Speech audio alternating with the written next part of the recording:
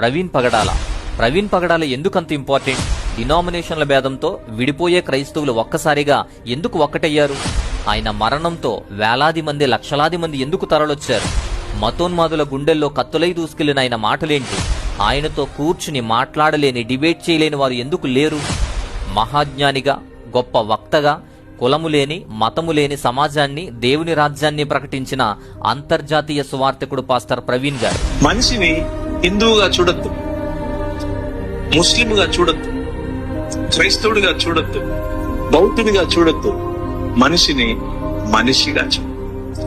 చాలా కష్టం, చాలా ఈజీగా, చాలా కష్టం. మతం తట్టుకోలేదు, బట్టలు చింపేసుకుంటుంది.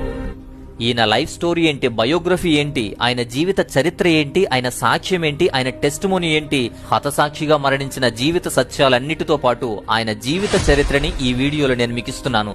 పూర్తిగా చివరి వరకు చూడండి.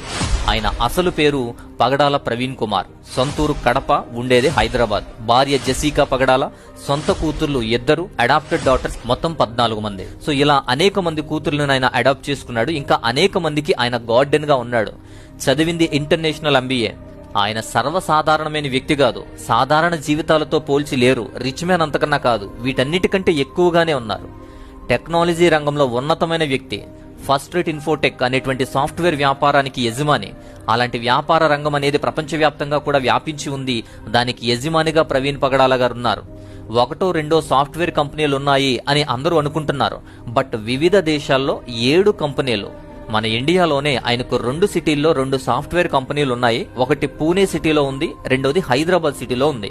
2 సాఫ్ట్వేర్ కంపెనీలు ఇండియాలో ఉన్నాయి. అలాగే అమెరికాలోని ఆర్లింగ్టన్ సిటీలో ఒక సాఫ్ట్వేర్ కంపెనీ, సింగపూర్ లో ఉంది ఒక సాఫ్ట్వేర్ కంపెనీ, UK బర్మింగ్హామ్ లో కూడా ఒక సాఫ్ట్వేర్ కంపెనీ ఉంది. అలాగే చిలీలో ఉన్న శాంటియాగోలో కూడా ఒక సాఫ్ట్వేర్ కంపెనీ, ఆఫ్ఘనిస్తాన్ కాబుల్ సిటీలో కూడా ఒక కంపెనీ.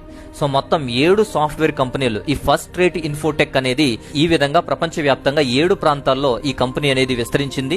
అలా విస్తరించిన మల్టీనేషనల్ కంపెనీకి ఓనర్ అయిన మల్టీనేషనల్ బిజినెస్ మ్యాన్ ఈ ప్రవీణ్ గారు. కోట్లాది రూపాయలతో బిజినెస్ ఉన్నా సరే ఈయన వేరే ఎవ్వరి నుంచి ఏమీ ఆశించకుండా ఆయనే అందరికి హెల్ప్ చేస్తూ ఉంటారు. ఆయన కొన్ని అనాథాశ్రయాలకు లింక్ అయి ఉంటాడు. రెగ్యులర్ గా వాటిని పోషిస్తాడు. రెగ్యులర్ గా కొన్ని పంపిస్తూ ఉంటాడు. ఎవరన్నా రోడ్డు మీద కనిపించినా, ఆశ్రయం లేనివారు, అనాథులు అందరినీ కూడా చేరదీసి పోషిస్తాడు. ఆయనకు తెలిసినటువంటి సేవలో అవసరమైనప్పుడు గాని, లేదా సేవకులు ఇబ్బందులు ఉన్నప్పుడు గాని, లేదా సేవకులకు గాని చాలా సహాయం చేసేవాడు. కోవిడ్ ఉన్నటువంటి టైంలో, కరోనా విజృంభిస్తున్నటువంటి సమయంలో కూడా అనేక మంది సేవకులను పోషించాడు ఈయనే. అనేక మంది సేవకులను పోషించి ఆ సంఘాలు ఒకవేళ ఇబ్బందుల్లో ఉంటే కొన్ని నెలలు రేషను, ఇతర వస్తువులన్నీ కూడా